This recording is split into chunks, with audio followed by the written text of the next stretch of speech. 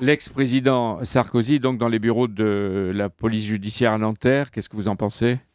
Il y a des procédures judiciaires, elles sont en cours et je pense que nécessairement, à partir du moment où le nom de Nicolas Sarkozy a été quand même au cœur de ces procédures judiciaires, il y avait nécessité pour lui de s'expliquer et pour la justice d'avoir les éléments nécessaires pour comprendre quelle est la place et le rôle qu'il a joué dans toutes ces affaires. En pareil cas, est-ce qu'il est prévenu d'abord de sa convocation? Il Oui, savait. oui, ils ne sont pas venus à 5 heures du matin le prendre au lever avec les croissants. Il savait, et je pense qu'il le savait depuis longtemps, à partir du moment où la procédure est en cours, à partir du moment où il est au cœur, il savait qu'à un moment donné ou à un autre, il allait être entendu. Mais il va pouvoir. Mais le fait d'être entendu n'est pas une preuve de culpabilité. Le fait d'être entendu, c'est pour lui la possibilité de s'expliquer Alors sur le fond du dossier. il est en garde à vue depuis quelques instants. Oui, en général, quand vous êtes convoqué le mardi matin, ça préfigure une garde à vue. Pourquoi le mardi matin? Parce que ça permet à la garde à vue de se dérouler. Et qui peut durer?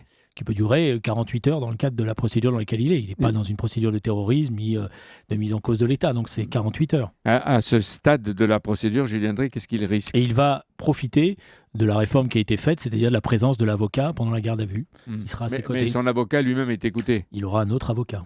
Oui, et des proches regrettent d'ores et déjà un zèle excessif et politique à son égard. Moi, je pense que le meilleur service que puissent rendre les amis de Nicolas Sarkozy à Nicolas Sarkozy lui-même, c'est de laisser la justice faire son travail, on en verra les résultats, et de ne pas commencer tout de suite à essayer de mettre une pression sur les juges, parce qu'en général, c'est l'effet inverse qui se produit. C'est-à-dire que les juges mis en accusation font des excès de zèle. Donc il y a une procédure judiciaire, il s'agit de faire aucune utilisation politique, je n'en ferai pas ce matin, on verra à l'arrivée les résultats. Donc...